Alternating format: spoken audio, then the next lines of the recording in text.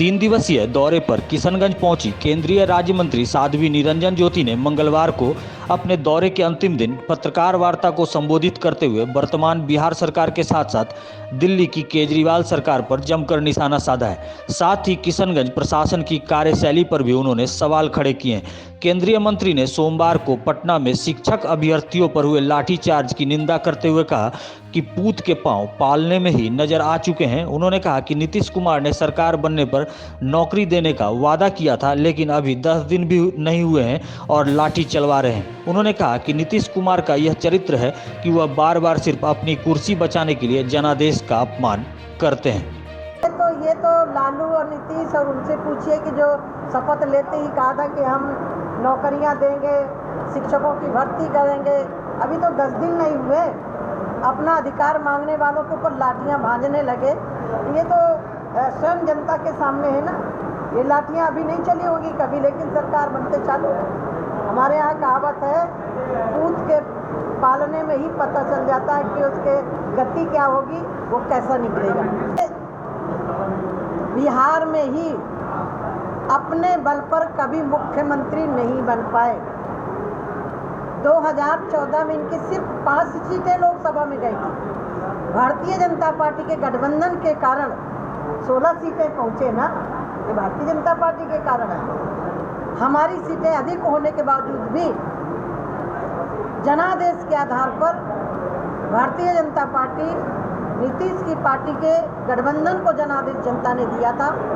नीतीश कुमार का तो ये चरित्र है, जनादेश का अपमान करना, जनादेश को ताक में रख करके सिर्फ अपनी कुर्सी बचा के रखना, ये नीतीश जी की आदत है। वहीं केंद्रीय राज्य मंत्री साध्वी निरंजन ज्योति ने दिल्ली के उप मुख्यमंत्री मनीष सिसोदिया और सीएम केजरीवाल पर निशाना साधते हुए कहा कि दिल्ली का रुपया लूटकर अन्य राज्यों में ये चुनाव लड़ना चाहते हैं। उन्होंने कहा कि जनता को ऐसे लोगों को नाकाम करना चाहिए।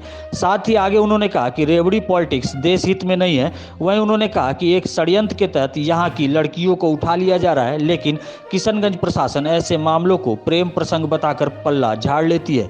वहीं उन्होंने पीएफआई के बढ़ते प्रभाव पर चिंता जाहिर करते हुए कहा कि पीएफआई के लोग किसी के नहीं होते, ऐसे लोगों के खिलाफ सभी को आगे आने की जरूरत है।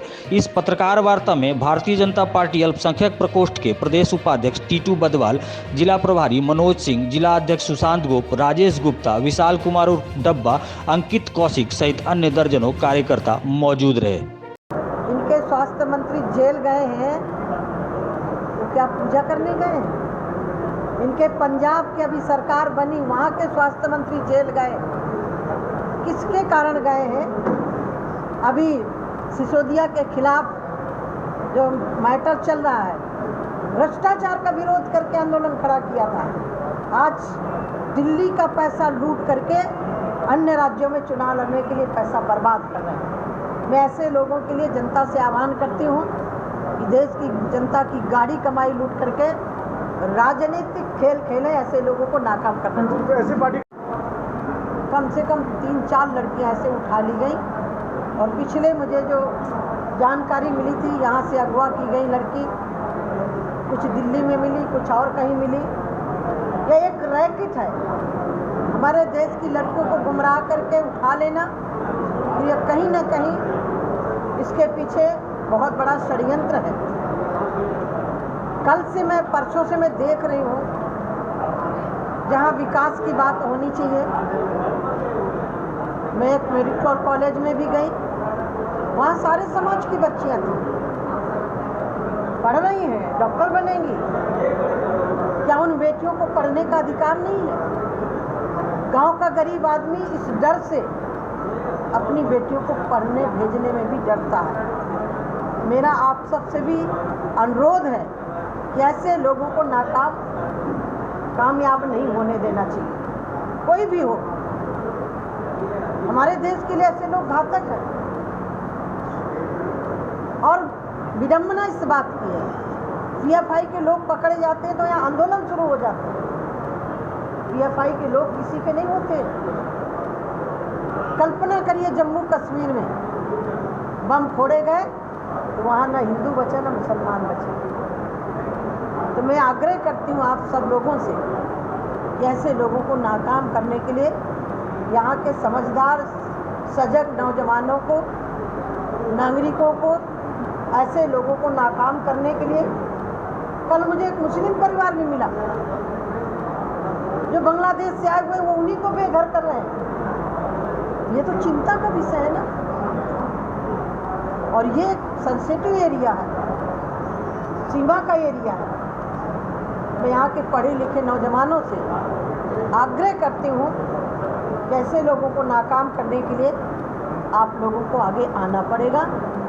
सीमावर्ती क्षेत्र में कोई गलत काम ना कर पाए, इसके लिए आप सब लोगों को आगे आना पड़ेगा। में कुछ दिक्कतें भी हैं। जहाँ हमारा देश गंगा यमुनी तहरीक बोला जाता है, हमारे देश की खूबसूरती है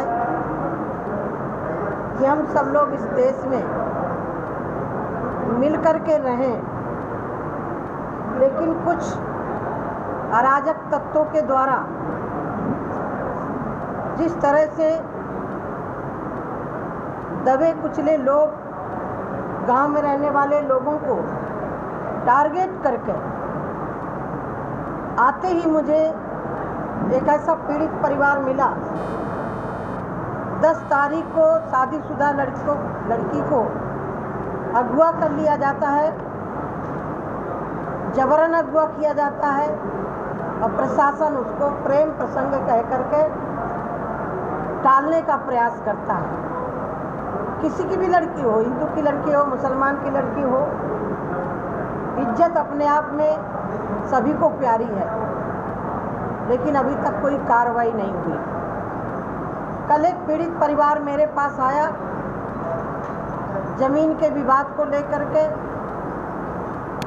शायद तो माझी समाज के लोग हैं, उनकी ज़मीन से जबरियन रास्ता निकालने का प्रयास किया जाता है। और जब विरोध करते हैं, माँ बेटी को उनके खुद के घर से घसीट करके अपने घर में ले जा करके दोनों को कुल्हाड़ियों से वार करते हैं। दोनों का सर फटा हुआ है। थाने में जाते हैं, FIR नहीं होती। मजबूरन वो परिवार आयोग में जाता है, आयोग के आदेश से FIR होती है। शायद आप लोगों ने भी उसमें उजागर किया है। ये बहुत स्थिति खराब है।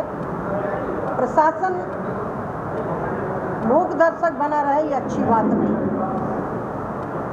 ये घटना कल उस परिवार के साथ घटी है और किसी के साथ भी घट सकती है, लेकिन इस तरह की हरकत करने वाला, आप क्या मानते हैं वो हिंदू परिवार को टारगेट कर रहे हैं गुंडे, या मुसलमानों को टारगेट नहीं करेंगे? जो इस तरह की प्रवृत्ति के लोग होते हैं, उनका ना जाति का ख्याल होता है, ना मजहब का ख्याल होता है, वो सिर्फ गुंडागर्दी करते हैं। किसी भी परिवार के लिए अच्छा नहीं है।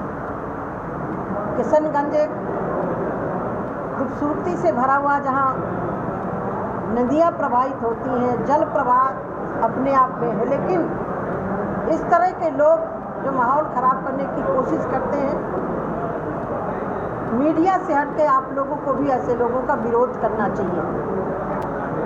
नहीं, एक दिन ऐसा आएगा कि आप भी मूक दर्शक बने रहेंगे और आपके घर से भी बेटियां उठाने लगेंगे। देखिए, मैं आप सबसे पूछना चाहती हूँ, औरंगजेब इस देश में आया था किस मानसिकता से आया? औरंगजेब इस देश में आया तोड़ने के लिए, लूटने के लिए। कोई भी समझदार व्यक्ति ऐसे व्यक्ति का सपोर्ट नहीं करेगा। दुर्भाग्य इस देश का कि ऐसी मानसिकता के लोगों को सड़क पर आने के लिए लोग प्रोत्साहित कर रहे हैं। ऐसे लोगों को नाकाम करना चाहिए। एक खिलता हंसता हुआ देश, कुछ अराजक तत्व हैं जो उस देश की खूबसूरती को बदनाम करना चाहते हैं।